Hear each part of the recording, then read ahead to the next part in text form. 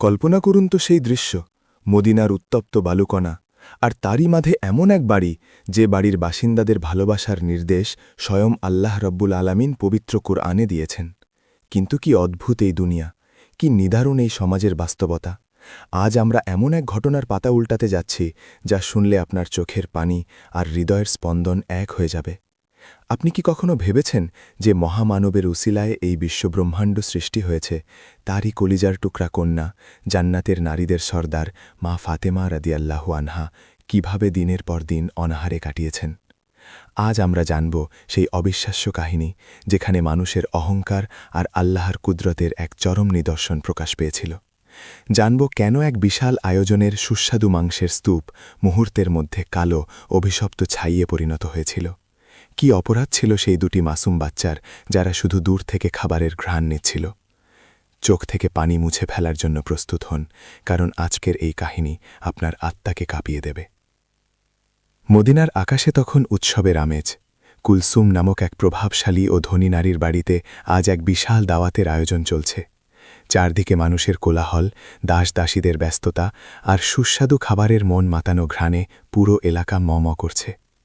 বড় বড় ডেকচিতে রান্না হচ্ছে দুম্বা আর উটের মাংস। জাফরান, এলাচ আর গরম মশলার সুবাস বাতাসে ভেসে বেড়াচ্ছে। মদিনার প্রায় প্রতিটি ধনী ও গণ্যমান্য ব্যক্তিকে এই অনুষ্ঠানে আমন্ত্রণ জানানো হয়েছে। সবাই সুন্দর সুন্দর পোশাক পরে মুখে হাসি নিয়ে সেই বাড়ির দিকে এগিয়ে যাচ্ছে। তাদের চোখে মুখে তৃপ্তি আর অহংকারের ছোঁয়া। ধন সম্পদের প্রাচুর্য মানুষকে কিভাবে অন্ধ করে দেয়, তা যেন এই আয়োজন দেখলেই বোঝা যায়। পবিত্র কোরআনে আল্লাহ তাআলা সূরা আত-তাকাসুরে বলেছেন, প্রাচুর্যের লালসা তোমাদেরকে গাফেল করে রেখেছে যতক্ষণ না তোমরা কবরে উপস্থিত হচ্ছ। এই আয়াতের বাস্তব রূপ যেন আজ কুলসুমের বাড়িতে ফুটে উঠেছে। সম্পদের অহংকারে সে ভুলেই গেছে যে এই সম্পদ আল্লাহর দেওয়া এক সাময়িক পরীক্ষা মাত্র। অথচ এই বিলাসবহুল আয়োজনের ঠিক কিছুটা দূরে মদিনার এক প্রান্তে দাঁড়িয়ে আছে একটি ছোট্ট জীর্ণ মাটির ঘর। ঘরের চালে খেজুর পাতার ছাউনি, যা দিয়ে রাতের বেলা আকাশের তারা গোনা যায়। এই ঘরটি আর কারো নয়, এটি স্বয়ং বিশ্বনবী হজরত মুহাম্মদ সাল্লাল্লাহু আলাইহি ওয়াসাল্লামের আদরের কন্যা মা ফাতেমা রাদিয়াল্লাহু আনহায়ের ঘর। যে ঘরের চৌকাঠে দাঁড়িয়ে ফেরেশতারা সালাম পেশ করতেন, আজ সেই ঘরে এক নিদারুণ নীরবতা। গত 3 দিন ধরে এই ঘরের চুলায় কোনো আগুন জ্বলেনি। ক্ষুধা আর দারিদ্র্য যেন এই পরিবারের নিত্যসঙ্গী। কিন্তু এই দারিদ্র্য তাদের কোনো আক্ষেপের কারণ নয়, বরং এটি তাদের জন্য আল্লাহর নৈকট্য লাভের এক মাধ্যম। মা ফাতেমা রাদিয়াল্লাহু আনহা তার পিতা রসূলুল্লাহ সাল্লাল্লাহু আলাইহি ওয়াসাল্লামের কাছ থেকে শিখেছিলেন যে দুনিয়ার এই ক্ষণস্থায়ী জীবন আখিরাতের অনন্ত জীবনের তুলনায় কিছুই নয়। কিন্তু ঘরের ভেতরের পরিবেশ যতই আধ্যাত্মিক হোক না কেন, দুটি ছোট শিশুর ক্ষুধার জ্বালা কি কোনো মা সহ্য করতে পারেন? হজরত ইমাম হাসান রাদিয়াল্লাহু আনহু এবং হজরত ইমাম হুসাইন রাদিয়াল্লাহু আনহু, জান্নাতের যুবকদের 2 সর্দার, আজ ক্ষুধায় কাতর। তাদের কুচি মুখগুলো শুকিয়ে গেছে। বাতাসে ভেসে আসা কুলসুমের বাড়ির রান্নার সুবাস তাদের নাসিকায় আঘাত করছে।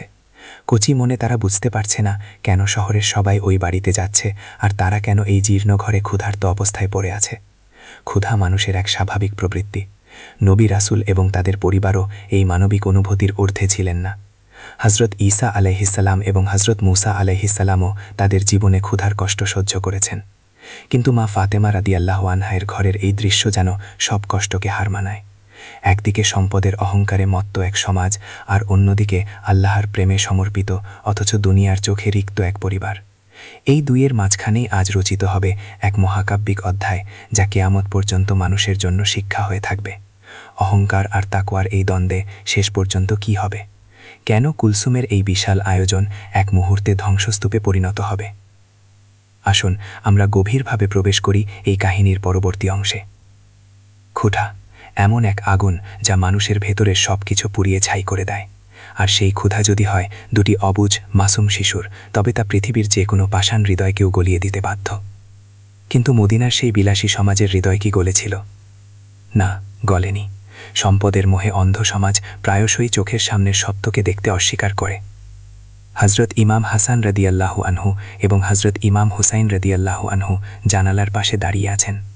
তাদের বয়স তখন খুবই কম। এই বয়সে শিশুদের মাঠে খেলাধুলা করার কথা, পেট ভরে মজার মজার খাবার খাওয়ার কথা, কিন্তু তাদের নিয়তি অন্যরকম। তারা দেখছেন দলে দলে মানুষ সুন্দর পোশাক পরে কুলসুমের বাড়ির দিকে যাচ্ছে। বাতাসে ভেসে আসছে ভুনা মাংস আর পোলাওয়ের সুঘ্রাণ। ছোট ছোট দুই ভাই একে অপরের দিকে তাকায়। হজরত ইমাম হাসান রাদিয়াল্লাহু আনহু তার ছোট ভাইয়ের হাত শক্ত করে ধরে আছেন। হুসাইন রাদিয়াল্লাহু আনহুর চোখে পানি টলটল করছে। তিনি অস্ফুট স্বরে বলে উঠলেন, ভাইয়া, ওই বাড়িতে কি আজ কোনো উৎসব? সবাই কত সুন্দর জামা পরে যাচ্ছে। আমাদের কি কেউ ডাকবে না? আমার যে খুব ক্ষুধা পেয়েছে। হাসান রাদিয়াল্লাহু বড় ভাই, তিনি একটু বেশি বোঝেন। তিনি জানেন তাদের ঘরে খাবার নেই। পিতা হজরত আলী রাদিয়াল্লাহু আনহু উপার্জনের খোঁজে বাইরে গেছেন, কিন্তু এখনও ফেরেননি। হাসান রাদিয়াল্লাহু ছোট ভাইকে সান্ত্বনা দিয়ে বলেন, কাঁদিস না ভাই, আল্লাহ আমাদের জন্য জান্নাতে অনেক সুন্দর খাবারের ব্যবস্থা করে রেখেছেন। দুনিয়ার এই খাবার তো শেষ হয়ে যাবে, কিন্তু জান্নাতের খাবার কখনো শেষ হবে না। কি আশ্চর্য এই শিক্ষা!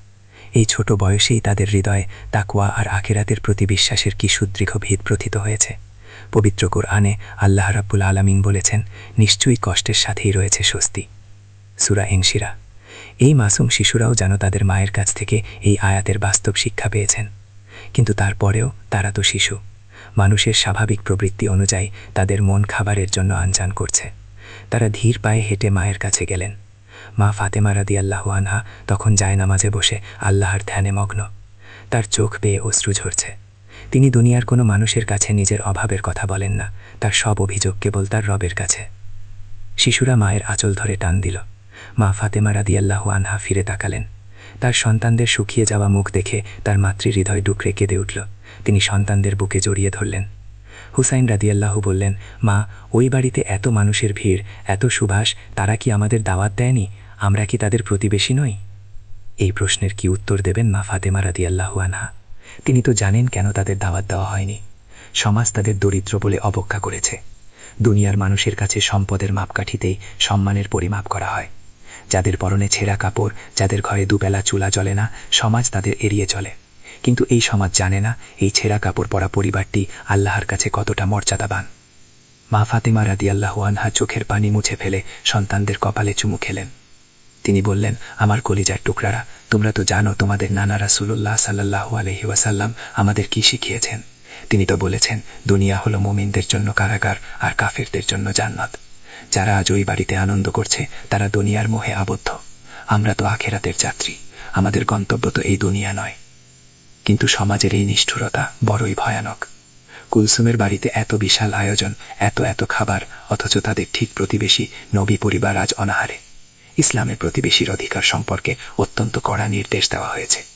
রাসূলুল্লাহ সাল্লাল্লাহু আলাইহি ওয়াসাল্লাম বলেছেন, ওই ব্যক্তি মুমিন নয় যে নিজে পেট পুরে খায় অথচ তার প্রতিবেশী ক্ষুধার্ত থাকে। কুলসুম এবং তার মেহমানরা আজ এই মহান হাদিসের সম্পূর্ণ বিপরীত কাজ করছে।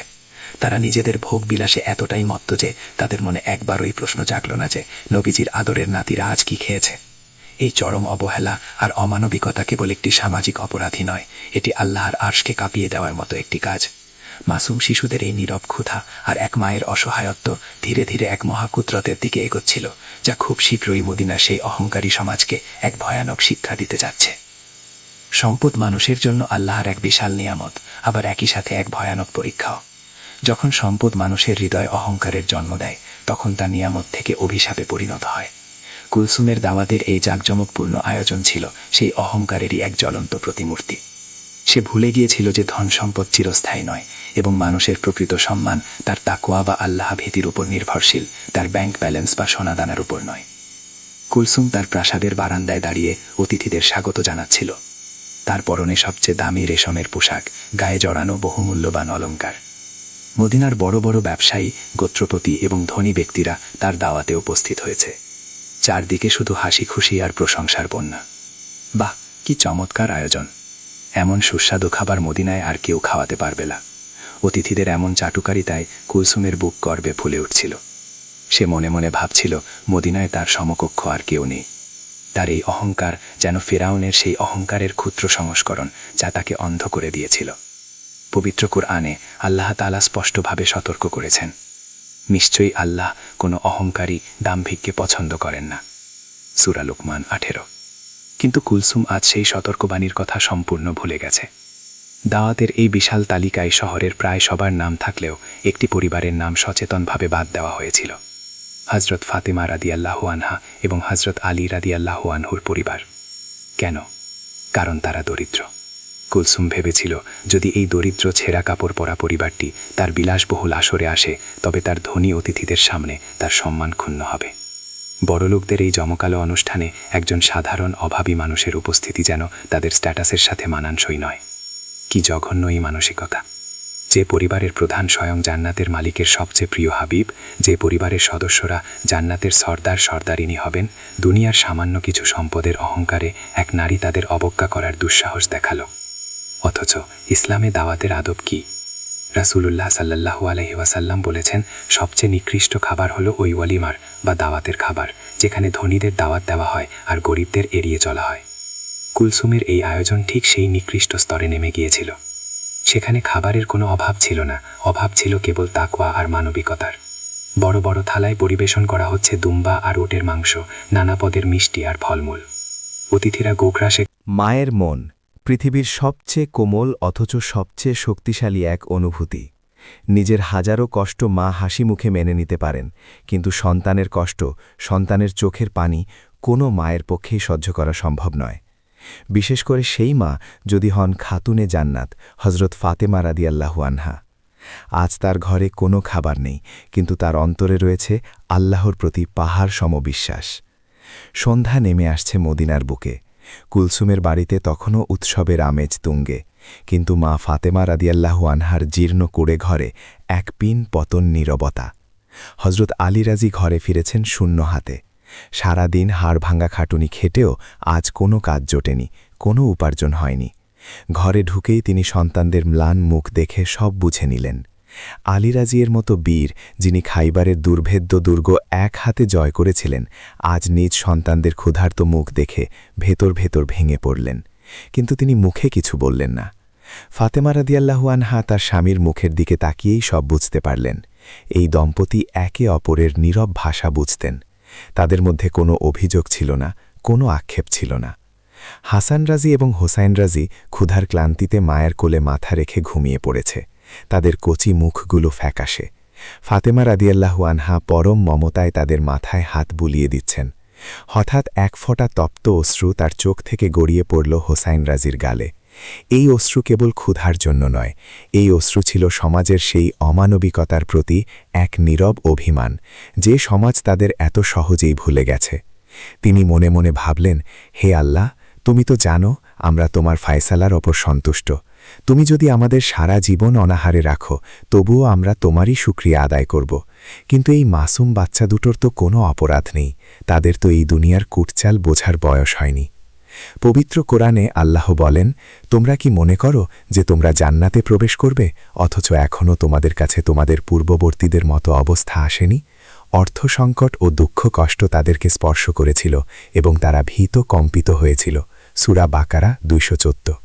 হযরত ফাতেমা রাদিয়াল্লাহু আনহা জানতেন যে এই কষ্ট আল্লাহর পক্ষ থেকে এক পরীক্ষা। তিনি অজু করে জায়নামাজে দাঁড়ালেন। তার নামাজ ছিল দুনিয়ার সমস্ত চিন্তা থেকে মুক্ত। সেজদায় গিয়ে তিনি কাঁদতে লাগলেন। তার এই কান্না কোনো মানুষের কাছে ছিল না, ছিল সরাসরি আশ আজিমের মালিকের কাছে। তিনি দোয়া করলেন, হে আমার রব, কুলসুম তার সম্পদ নিয়ে আনন্দিত, আর আমরা তোমার রহমত নিয়ে সন্তুষ্ট। আমি তার এই অবজ্ঞায় কোনো কষ্ট পাইনি, কারণ তুমি আমাদের জন্য যথেষ্ট। হাসবুন আল্লাহু ওয়া নি'মাল ওয়াকিল। কিন্তু হে আল্লাহ, তুমি তো ন্যায় বিচারক। মানুষের এই অহংকার, এই দাম্ভিকতা তো তোমার পছন্দ নয়।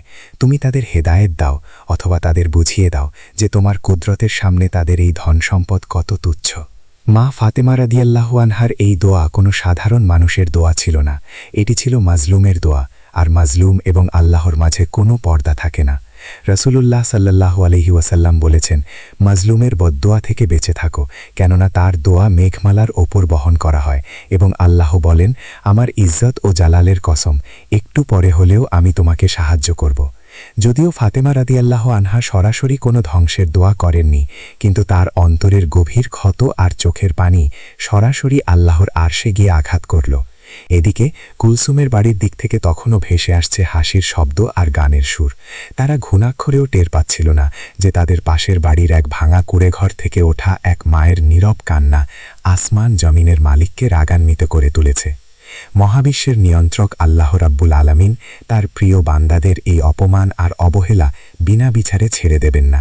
নিয়তির চাকা ঘুরতে শুরু করেছে। একটু পরেই কুলসুমের সেই জাঁকজমকপূর্ণ আসরে এমন এক ঘটনা ঘটতে যাচ্ছে যা মদিনার ইতিহাসে এক বিস্ময়কর দৃষ্টান্ত হয়ে থাকবে।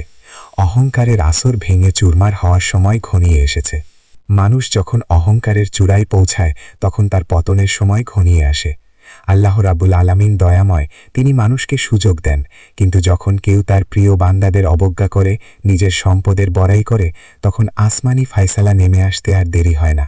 কুলসুমের প্রাসাদে তখন অহংকারের চূড়ান্ত রূপ প্রদর্শিত হচ্ছিল। সে বুঝতে পারছিল না যে তার এই ক্ষণস্থায়ী আনন্দ খুব শীঘ্রই এক চিরস্থায়ী অনুশোচনার কারণ হতে যাচ্ছে। কুলসুমের বিশাল প্রাসাদের ভেতরের পরিবেশ তখন উৎসবমুখর। মদিনার বড় বড় ধনী ব্যক্তিরা মখমলের গালিচায় হেলান দিয়ে বসে আছেন। দাসদাসীরা রূপার পাত্রে করে একের পর এক সুস্বাদু খাবার পরিবেশন করে যাচ্ছে। চারদিকে শুধু হাসির শব্দ আর একে অপরের সম্পদের প্রশংসা। কুলসুম নিজে দাঁড়িয়ে থেকে অতিথিদের তদারকি করছে। তার চেহারায় এক অদ্ভুত দাম্ভিকতা ফুটে উঠেছে। সে অতিথিদের উদ্দেশ্যে বলেছে, আপনারা মন ভরে খান। মদিনায় এমন আয়োজন কেউ কখনো দেখেনি, আর ভবিষ্যতেও দেখবে না। আমার সম্পদের কোনো অভাব নেই, আমি চাইলে এমন আয়োজন প্রতিদিন করতে পারি। এই কথাগুলো যেন সূরা আল কাহফে বর্ণিত সেই অহংকারী বাগানের মালিকের কথারই প্রতিধ্বনি, যে বলেছিল, আমি মনে করি না যে এই বাগান কখনো ধ্বংস হয়ে যাবে। সূরা কাহফ ৩৫। সম্পদের এই মোহ মানুষকে এতটাই অন্ধ করে দেয় যে তারা ভুলে যায় এই সব কিছুর প্রকৃত মালিককে। অতিথিদের মধ্যে একজন বড় ব্যবসায়ী অত্যন্ত চাটুকারিতার সুরে বলল, হে কুলসুম, তোমার আতিথেয়তার কোনো তুলনা নেই। তোমার এই বিশাল আয়োজন দেখে মনে হচ্ছে তুমি মদিনার সবচেয়ে সম্মানিত ব্যক্তি। তোমার দাওয়াত পাওয়া মানেই তো বিশাল ভাগ্যের ব্যাপার। এই কথা শুনে কুলসুমের অহংকার যেন আকাশ ছুল। তার মনে একবারও এই প্রশ্ন জাগল না যে সম্মান কি কেবল সম্পদের মাপকাঠিতেই নির্ধারিত হয়। পবিত্র কোরআনে আল্লাহ তাআলা স্পষ্টভাবে বলেছেন, নিশ্চয়ই আল্লাহর কাছে তোমাদের মধ্যে সেই সর্বাধিক সম্মানিত যে তোমাদের মধ্যে সবচেয়ে বেশি তাকওয়াবান, অর্থাৎ আল্লাহভীত। কিন্তু এই তাকওয়ার কোনো লেশমাত্র কুলসুম বা তার এই দাম্ভিক মেহমানদের অন্তরে ছিল না। ঠিক সেই মুহূর্তে প্রাসাদের দেয়ালের ওপারে মা ফাতেমা রাদিয়াল্লাহু আনহার সেই জীর্ণ কুঁড়ে ঘরে এক নিদারুণ বৈপরীত্য বিরাজ করছিল। হাসান রাজি এবং হুসাইন রাজি ক্ষুধার জ্বালায় ছটফট করতে করতে অবশেষে ক্লান্ত হয়ে ঘুমিয়ে পড়েছেন। তাদের কচি মুখগুলো ফ্যাকাশে হয়ে আছে। মা ফাতেমা রাদিয়াল্লাহু আনহা জায়নামাজে সিজদারত অবস্থায় আল্লাহর দরবারে অঝরে কাঁদছেন। তার এই চোখের পানি কোনো সাধারণ পানি ছিল না, এটি ছিল এক অসহায় মায়ের হৃদয়ের রক্তক্ষরণ, যা সরাসরি আল্লাহর আরশকে কাঁপিয়ে দিচ্ছিল। রাসূলুল্লাহ সাল্লাল্লাহু আলাইহি ওয়াসাল্লাম ইরশাদ করেছেন, তোমরা দুর্বল ও অসহায়দের মাঝে আমাকে তালাশ করো, কারণ তোমাদের দুর্বলদের কারণেই তোমাদের রিজিক ও সাহায্য প্রদান করা হয়। কিন্তু কুলসুম এবং তার সমাজ এই মহান শিক্ষাকে পদদলিত করেছিল। তারা অভাবী প্রতিবেশীর অধিকার হরণ করে নিজেদের উদরপূর্তি করছিল। এই অবস্থায় আসমানের ফেরেশতারা নীরব থাকতে পারলেন না। তারা আল্লাহর কাছে ফরিয়াদ জানালেন। আল্লাহ, যিনি আহকামুল হাকিমিন বা সর্বশ্রেষ্ঠ বিচারক, তার ফায়সালা নেমে আসার সময় হয়ে গেল। এদিকে কুলসুম তার প্রধান বাবুর্চিকে নির্দেশ দিল, যাও, আজকের আয়োজনের সবচেয়ে বিশেষ খাবারগুলো নিয়ে এসো। সেই দুম্বা ও উটের ভুনা মাংস, যা আমি বিশেষভাবে আমার সবচেয়ে সম্মানিত মেহমানদের জন্য তৈরি করিয়েছি। বাবুর্চিরা মাথা নত করে রান্নাঘরের দিকে ছুটে গেল।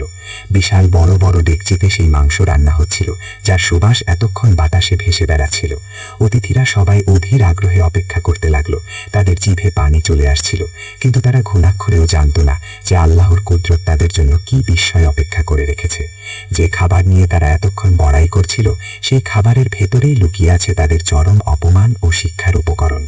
আসমানি ফায়সালা কার্যকর হওয়ার মুহূর্তটি ধীরে ধীরে ঘনিয়ে আসছিল, আর কুলসুম তার নিজের হাতে গড়া ধ্বংসের দিকে এক পা করে এগিয়ে যাচ্ছিল।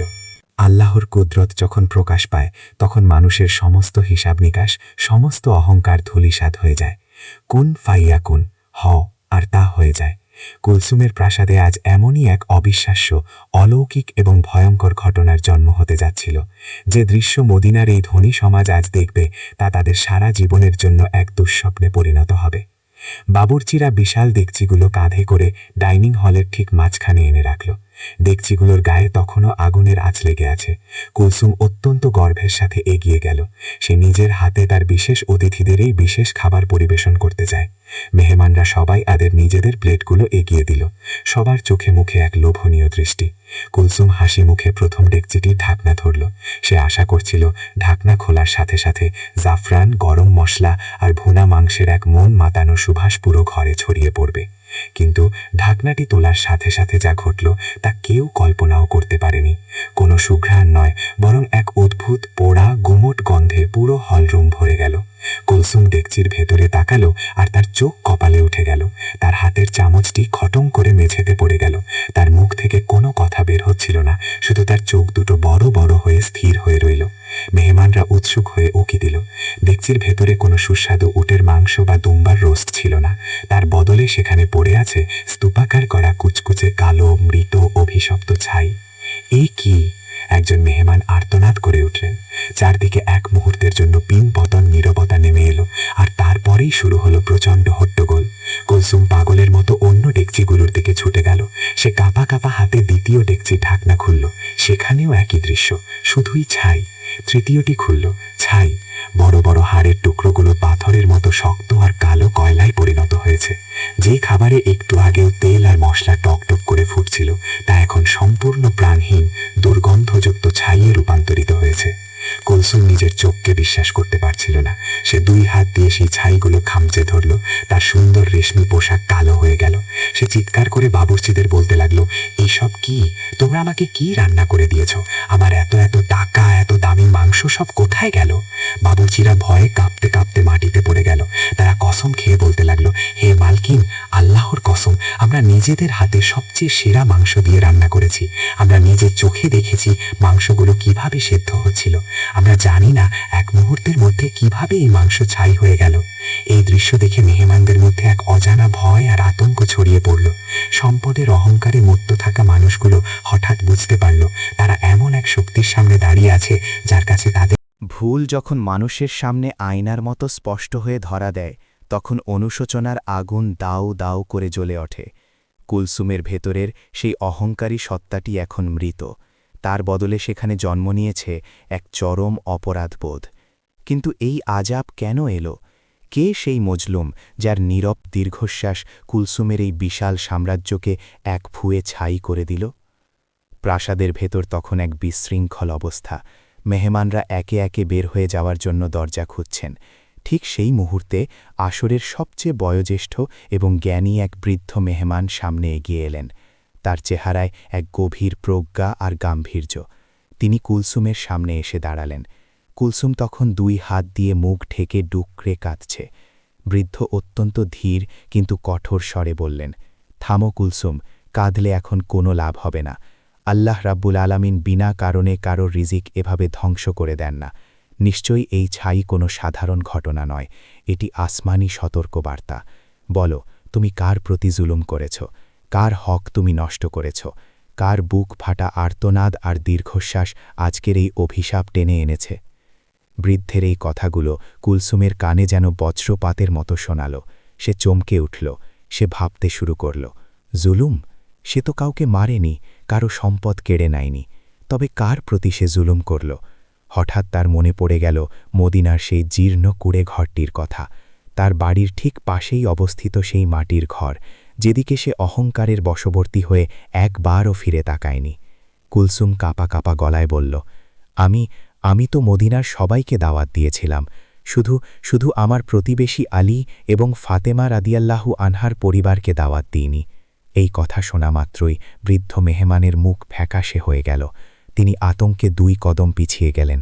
তার চোখ দিয়ে অশ্রু গড়িয়ে পড়ল।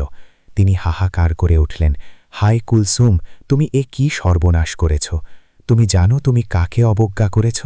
তুমি খাতুনে জান্নাত রাসূলুল্লাহ সাল্লাল্লাহু আলাইহি ওয়াসাল্লামের কলিজার টুকরাকে তোমার এই অহংকারের আসর থেকে দূরে সরিয়ে রেখেছ? তুমি কি জানো না হজরত হাসান এবং হুসাইন আজ দিন ধরে ক্ষুধার্ত? তুমি এই বিলাসবহুল খাবার নিজের ধনী বন্ধুদের খাওয়াচ্ছিলে, আর তোমার পাশেই জান্নাতের যুবকদের সর্দাররা অনাহারে কষ্ট পাচ্ছিল। তোমার এই অমানবিকতা আর অহংকার দেখেই তো স্বয়ং আল্লাহ তাআলা রাগ করেছেন। পবিত্র কোরআনের সূরা আল মাউনের আয়াতগুলো যেন আজ কুলসুমের সামনে জীবন্ত হয়ে উঠল। আপনি কি তাকে দেখেছেন যে দিনকে অস্বীকার করে? সে তো ওই ব্যক্তি যে এতিমকে রূঢ়ভাবে তাড়িয়ে দেয় এবং মিসকিনকে খাদ্যদানে উৎসাহিত করে না। কুলসুম আজ সেই অপরাধই করেছে। সে সম্পদশালী হয়েও অভাবীকে, বিশেষ করে নবী পরিবারকে চরম অবজ্ঞা করেছে। কুলসুমের বুকের ভেতরটা ডুকরে কেনে উঠল। তার চোখের সামনের পর্দা যেন সরে গেল। সে বুঝতে পারল তার এই ধন সম্পদ, এই সোনা দানা, এই বড়লোকি স্ট্যাটাস আল্লাহর কাছে কতটা মূল্যহীন। আল্লাহর কাছে একমাত্র মূল্যবান হল তাকওয়া এবং তার হাবিবের পরিবারের প্রতি ভালোবাসা। সে চিৎকার করে কাঁদতে লাগল এবং বলতে লাগল, হায়, আমি ধ্বংস হয়ে গেছি, আমার অহংকার আমাকে শেষ করে দিয়েছে। আমি কিভাবে আল্লাহর কাছে মুখ দেখাবো? কিভাবে কাল হাসরের ময়দানে রাসূলুল্লাহ সাল্লাল্লাহু আলাইহি ওয়াসাল্লামের সামনে দাঁড়াবো? তার কান্না শুনে হলের অন্য মেহমানরাও লজ্জিত হয়ে মাথা নিচু করল। তারাও তো এই অহংকারের অংশীদার ছিল। তারাও তো একবারও প্রতিবেশী নবী পরিবারের কথা জিজ্ঞেস করেনি। আজ এই ছাই শুধু কুলসুমের খাবারের নয়, এই ছাই তাদের সকলের অহংকার, লোভ আর অমানবিকতার প্রতীক। কুলসুম বুঝতে পারল এই ভুলের ক্ষমা তাকে আসমান থেকে সরাসরি দেওয়া হবে না।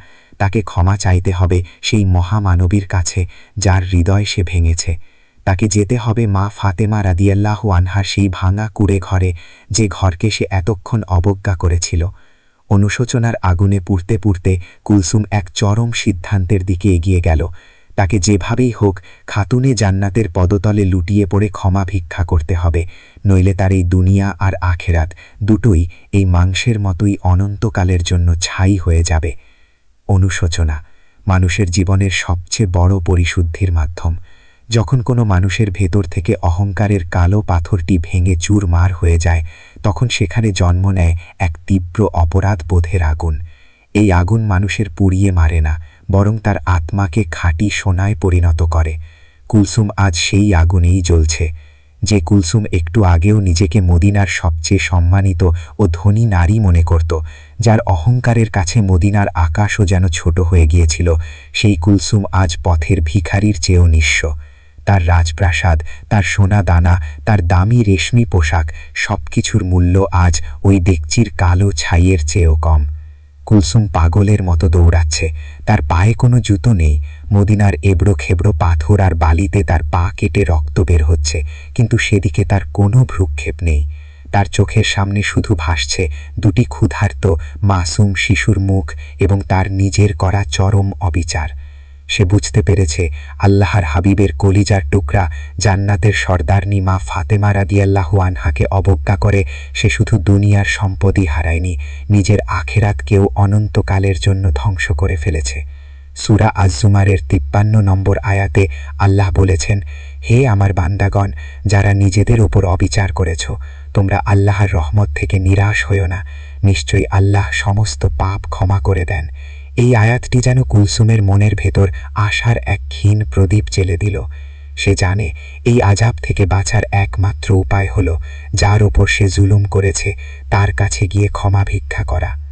দৌড়াতে দৌড়াতে সে এসে পৌঁছালো সেই জীর্ণ কুঁড়ে ঘরের সামনে। এই সেই ঘর যাকে সে কয়েক ঘন্টা আগেও চরম অবজ্ঞা করেছিল। অথচ এই ঘরের সম্মান আল্লাহর আরশে আজিমের কাছে কত বিশাল তা আজ সে হাড়ে হাড়ে টের পাচ্ছে। ঘরের ভেতর থেকে তখনও কোনো আওয়াজ আসছে না। টিমটিমে একটি প্রদীপের আলো জানালার ভাগ দিয়ে বাইরে এসে পড়ছে। কুলসুম দরজার সামনে ধপাস করে হাঁটু গেড়ে বসে পড়ল। তার বুক ফেটে কান্না আসছে। সে দুই হাতে মুখ ঢেকে ডুকরে কেঁদে উঠল। তার কান্নার আওয়াজে রাতের নিস্তব্ধতা ভেঙে গেল। কাঁপা কাঁপা হাতে সে দরজায় কড়া নাড়ল। হে খাতুনে জান্নাত, হে রাসূলুল্লাহ সাল্লাল্লাহু আলাইহি ওয়াসাল্লামের আদরের কন্যা, দয়া করে দরজা খুলুন। আমি এক অভিশপ্ত পাপিষ্ঠ নারী আপনার দরজায় এসেছি। ভেতর থেকে কোনো সাড়া শব্দ নেই। কুলসুম আবার কড়া নাড়ল। এবার তার গলা দিয়ে আর্তনাদ বেরিয়ে এলো। আমাকে ক্ষমা করুন, আমার অহংকার আমাকে অন্ধ করে দিয়েছিল। আমি জানতাম না যে আপনাদের অবজ্ঞা করার পরিণতি এত ভয়াবহ হবে। আমার সব খাবার, আমার সব আয়োজন আল্লাহর গজবে ছাই হয়ে গেছে। আমার দুনিয়া ধ্বংস হয়ে গেছে। দয়া করে আমাকে বাঁচান। ভেতর থেকে ধীর পায়ে এগিয়ে এলেন মা ফাতেমা রাদিয়াল্লাহু আনহা। তিনি দরজা খুললেন। দরজার ওপাশে দাঁড়িয়ে থাকা মূর্তিটি দেখে তিনি নিজেও এক মুহূর্তের জন্য বিস্মিত হলেন। এ কে?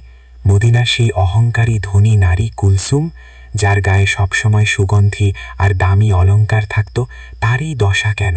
তার চোখ মুখ ফুলে গেছে, সারা গায়ে কালো ছাই আর চোখে অঝোর ধারায় পানি। কুলসুম মা ফাতেমা রাদিয়াল্লাহু আনহাকে দেখেই হুড়মুড় করে তার পায়ের কাছে লুটিয়ে পড়ল। সে ফাতেমা রাদিয়াল্লাহু আনহার ধুলো মাখা পা দুটি জড়িয়ে ধরে ডুকরে কেঁদে উঠল। হে মা ফাতেমা, আমাকে মাফ করে দিন।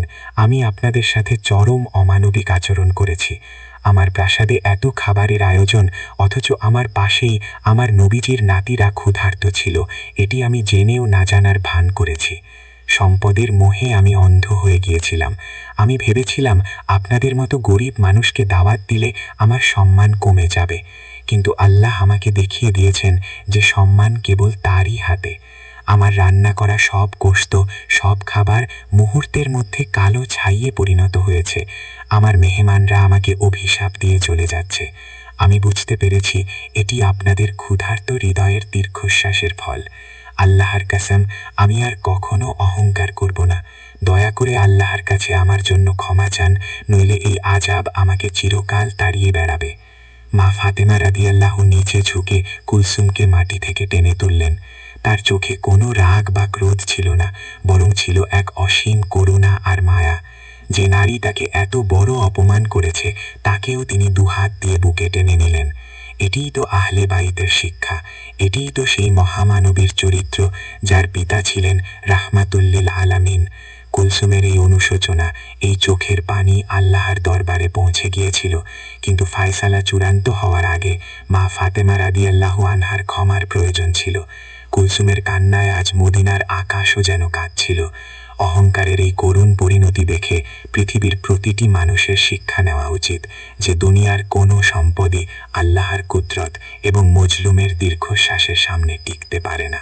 প্রতিশোধ নেওয়া মানুষের সহজাত প্রবৃত্তি, কিন্তু ক্ষমা করতে পারা হল মহামানবদের গুণ। আর সেই ক্ষমা যদি হয় চরম শত্রুর প্রতি, তবে তা ইতিহাস হয়ে যায়। আহলে বাইতের সদস্যরা কখনো নিজেদের ব্যক্তিগত অপমানের জন্য প্রতিশোধ নিতেন না। তারা কেবল আল্লাহর সন্তুষ্টির জন্যই রাগ করতেন এবং আল্লাহর সন্তুষ্টির জন্যই ক্ষমা করতেন। মা ফাতেমা রাদিয়াল্লাহু আনহা আজ কুলসুমের প্রতি যে মহানুভবতা দেখালেন, তা কিয়ামত পর্যন্ত উম্মতের জন্য এক উজ্জ্বল দৃষ্টান্ত হয়ে থাকবে। মা ফাতেমা রাদিয়াল্লাহু আনহা কুলসুমের চোখের পানি নিজের হাত দিয়ে মুছে দিলেন। তার নিজের গায়ে তালি দেওয়া সাধারণ পোশাক, অথচ তার চেহারার নূর যেন পুরো ঘরকে আলোকিত করে তুলেছে। তিনি অত্যন্ত শান্ত ও স্নিগ্ধ কণ্ঠে বললেন, হে কুলসুম, তুমি শান্ত হও। তুমি কাঁদছ কেন? আমি বা আমার পরিবার তো তোমার কোনো ক্ষতি করিনি, আর আমরা কখনো কারো অমঙ্গল কামনা করি না। তুমি আমাদের দাওয়াত দাওনি বলে আমরা তোমার উপর বিন্দুমাত্র রাগ করিনি। আমাদের রিজিকের মালিক আল্লাহ, তিনি যখন চাইবেন, যেখান থেকে চাইবেন আমাদের খাওয়াবেন। আমরা তো তার ফয়সালার ওপর সবসময় সন্তুষ্ট। কুলসুম হেঁচকি তুলতে তুলতে বলল, কিন্তু আমার খাবারগুলো যে ছাই হয়ে গেল, এটি তো নিশ্চয়ই আপনাদের কষ্টের কারণেই হয়েছে। মা ফাতেমা রাদিয়াল্লাহু আনহা মৃদু হাসলেন। সেই হাসিতে কোনো জয়োল্লাস ছিল না, ছিল আল্লাহর কুদরতের প্রতি পূর্ণ সমর্পণ। তিনি বললেন, হে কুলসুম, আমরা তোমার জন্য কোনো বদদোয়া করিনি, কিন্তু তুমি ভুলে গেছ যে আসমানের মালিক সবকিছু দেখছেন। পবিত্র কুরআনে আল্লাহ তাআলা বলেছেন, নিশ্চয়ই তোমার রব কড়া পাহারায় আছেন। সূরা ফাজার 14। যখন কোনো মাজলুম বা অসহায় মানুষের হক নষ্ট করা হয়, তখন আল্লাহ নিজেই তার প্রতিশোধ নেন। আমার মাসুম বাচ্চারা যখন তোমাদের বাড়ির খাবারের সুবাস পাচ্ছিল আর ক্ষুধার জ্বালায় কষ্ট পাচ্ছিল, তখন আমি কেবল আল্লাহর কাছে বিচার দিয়েছিলাম। আল্লাহ রাব্বুল আলামিন অহংকারকে অপছন্দ করেন। তিনি হয়তো তোমাকে এই ছাইয়ের মাধ্যমে একটি সতর্ক বার্তা দিয়েছেন, যেন তুমি ফিরে আসতে পারো, যেন তোমার আখেরাত ধ্বংস না হয়ে যায়। ফাতেমা রাদিয়াল্লাহু আনহার এই কথাগুলো কুলসুমের হৃদয়ের প্রতিটি তন্তুতে আঘাত করল। সে বুঝতে পারল এই পরিবারটি দুনিয়ার কোনো সম্পদের কাঙাল নয়, এরা কেবল আল্লাহর সন্তুষ্টির কাঙাল। ঠিক সেই সময় ঘরের এক কোণ থেকে হজরত হাসান রাদিয়াল্লাহু এবং হজরত হুসাইন রাদিয়াল্লাহু উঠে এলেন। তাদের চোখে ঘুম আর ক্ষুধার ক্লান্তি, কিন্তু চেহারায় এক অপূর্ব মায়া। তারা কুলসুমের কাছে এসে তার হাত ধরলেন। হুসাইন রাদিয়াল্লাহু তার আধো আধো বলে বললেন, খালাজান, আপনি কাঁদছেন কেন? আপনি কি আমাদের উপর রাগ করেছেন? আমরা তো আপনার খাবার চাইনি, আমরা তো শুধু ঘ্রাণ নিচ্ছিলাম। আপনি কাঁদবেন না, আল্লাহ আপনাকে অনেক ভালো রাখবেন। এই মাসুম শিশুদের এমন নিঃস্বার্থ ও পবিত্র কথা শুনে কুলসুমের বুকটা যেন ফেটে হাজার টুকরো হয়ে গেল। যে শিশুদের সে অবজ্ঞা করেছিল আজ তারাই তাকে সান্ত্বনা দিচ্ছে। সে শিশুদের জড়িয়ে ধরে ডুকরে কেঁদে উঠল, হে জান্নাতের ফুলেরা, আমাকে ক্ষমা করো, আমি তোমাদের খালা হওয়ার যোগ্য নই, আমি এক পাপিষ্ঠ নারী। মা ফাতেমা রাদিয়াল্লাহু আনহা আর সময় নষ্ট করলেন না। তিনি দেখলেন কুলসুম সত্যি সত্যিই অনুতপ্ত। সূরা আল ইমরানের 134 নম্বর আয়াতে আল্লাহ বলেছেন, যারা সুসময় ও দুঃসময় ব্যয় করে, যারা নিজেদের রাগ সংবরণ করে এবং মানুষকে ক্ষমা করে, আল্লাহ সৎকর্মীশীলদের ভালোবাসেন। মা ফাতেমা রাদিয়াল্লাহু আনহা সেই আয়াতেই নিজের জীবনকে রাঙিয়েছিলেন। তিনি সাথে সাথে অজু করে জায়নামাজে দাঁড়িয়ে গেলেন। তিনি আল্লাহর দরবারে হাত তুললেন, হে রব্বুল আলামিন, হে দয়াময়, কুলসুম তার ভুল বুঝতে পেরেছে, সে অনুতপ্ত হয়ে তোমার কাছে ফিরে এসেছে। হে আল্লাহ, তুমি তো তওবাকারীদের ভালোবাসো। আমি এবং আমার পরিবার তাকে অন্তর থেকে ক্ষমা করে দিলাম। হে আরশের মালিক, তুমি তার উপর থেকে তোমার গজব তুলে নাও। তার যে খাবারগুলো ছাই হয়ে গেছে, তোমার রহমতে সেগুলোকে আগের চেয়েও সুস্বাদু খাবারে পরিণত করে দাও। তাকে দুনিয়া ও আখেরাতে সম্মানিত করো এবং তার অন্তরকে হেদায়েতের আলোয় আলোকিত করো। মা ফাতেমা রাদিয়াল্লাহু আনহার এই দোয়া ছিল সরাসরি আল্লাহর আরশে আঘাত করার মতো। তিনি নিজের সন্তানদের ক্ষুধার কথা ভুলে গিয়ে আগে কুলসুমের মঙ্গলের জন্য দোয়া করলেন। এই দৃশ্য দেখে কুলসুমের মনে হল সে যেন এক জীবন্ত জান্নাতের সামনে দাঁড়িয়ে আছে। আল্লাহর রহমত যেন বৃষ্টির মতো এই ভাঙা কুঁড়েঘরের ওপর ঝরে পড়ছে। এখন শুধু অপেক্ষার পালা, আল্লাহর কুদরত কিভাবে আবার নতুন করে প্রকাশ পায়। স্ক্রিনে আবার কুলসুমের প্রাসাদের দৃশ্য। মেহমানরা তখনও ভয়ে জড়সড় হয়ে আছে। হঠাৎ ডেকচিগুলোর ভেতর থেকে এক অদ্ভুত আলো এবং সুবাস ছড়িয়ে পড়ে। ব্যাকগ্রাউন্ডে অত্যন্ত আনন্দঘন, মহিমান্বিত এবং আশা জাগা নিয়ে একটি ইসলামী আবহ সঙ্গীত বাজবে। ন্যারেটর উদ্দীপনামূলক ও শিক্ষণীয় কণ্ঠে। আল্লাহর রহমত যখন নেমে আসে তখন পৃথিবীর কোনো হতাশা আর টিকে থাকতে পারে না। মা ফাতেমা রাদিয়াল্লাহু আনহার দোয়া আল্লাহর দরবারে পৌঁছাতে এক মুহূর্তও দেরি হল না। কোন ফাইয়াকুন, যিনি এক নিমিষে খাবারকে ছাই করতে পারেন, তিনি সেই ছাইকে আবার জান্নাতি খাবারে পরিণত করতেও সক্ষম। কুলসুমের প্রাসাদে তখন এক নতুন মজিজা বা অলৌকিক ঘটনার সূত্রপাত হতে যাচ্ছে, যা মদিনার অহংকারী সমাজকে চিরকালের জন্য এক মহান শিক্ষা দিয়ে যাবে। কুলসুম দৌড়াতে দৌড়াতে নিজের প্রাসাদে ফিরে এলো। তার মনে এক অদ্ভুত প্রশান্তি। সে ফাতেমা রাদিয়াল্লাহু আনহার ক্ষমা পেয়েছে, এখন তার আর কোনো ভয় নেই। সে প্রাসাদে ঢুকে দেখল মেহমানরা সবাই ডেকচিগুলোর দিকে অবাক বিস্ময়ে তাকিয়ে আছে। একটু আগে যে ডেকচিগুলো থেকে পোড়া ছাইয়ের দুর্গন্ধ বের হচ্ছিল, এখন সেখান থেকে এমন এক সুবাস বের হচ্ছে যা মদিনার কোনো মানুষ কোনোদিন কল্পনাও করতে পারেনি। মনে হচ্ছে যেন জান্নাতের কোনো বাগান থেকে এই সুবাস ভেসে আসছে। কুলসুম কাঁপা কাঁপা হাতে একটি ডেকচির ঢাকনা পুরোপুরি সরিয়ে ফেলল। সুবহান আল্লাহ! কুলসুম এবং উপস্থিত সবাই আনন্দে এবং বিস্ময়ে চিৎকার করে উঠল। ভেতরে আর কোনো কালো ছাই নেই, তার বদলে সেখানে টকবক করছে সবচেয়ে সুস্বাদু, নরম এবং সুগন্ধিযুক্ত মাংস। মাংসের রং আগের চেয়েও সুন্দর, আর এর ঘ্রাণে চারদিকের বাতাস মম করছে। আল্লাহ রাব্বুল আলামিন তার প্রিয় বান্দি ফাতেমা রাদিয়াল্লাহু আনহার দোয়ার বরকতে কেবল ছাইকে মাংসেই পরিণত করেননি, বরং সেটিকে এক জান্নাতি স্বাদ দান করেছিলেন। উপস্থিত ধনী মেহমানরা এই অলৌকিক দৃশ্য দেখে মাটিতে লুটিয়ে পড়ে আল্লাহর শুকরিয়া আদায় করতে লাগল। তারা বুঝতে পারল তাদের সম্পদ কোনো কাজে আসেনি, কাজে এসেছে সেই ভাঙা কুঁড়ে ঘরের একজন অসহায় মায়ের দোয়া। কুলসুম আর এক মুহূর্তও দেরি করল না। সে সবচেয়ে বড় এবং সুন্দর পাত্রটি নিল, তাতে সবচেয়ে ভালো মাংস, পোলাও এবং অন্যান্য খাবার নিজ হাতে সাজালো। এরপর সে নিজেই সেই পাত্র মাথায় তুলে নিয়ে ছুটল মা ফাতেমা রাদিয়াল্লাহু আনহার ঘরের দিকে। আজ তার মনে কোনো অহংকার নেই। আজ সে নিজেকে সবচেয়ে ছোট আর নবী পরিবারকে সবচেয়ে বড় মনে করছে। সে ফাতেমা রাদিয়াল্লাহু আনহার ঘরে গিয়ে নিজের হাতে হজরত হাসান রাদিয়াল্লাহু এবং হুসাইন রাদিয়াল্লাহুকে খাবার খাইয়ে দিল।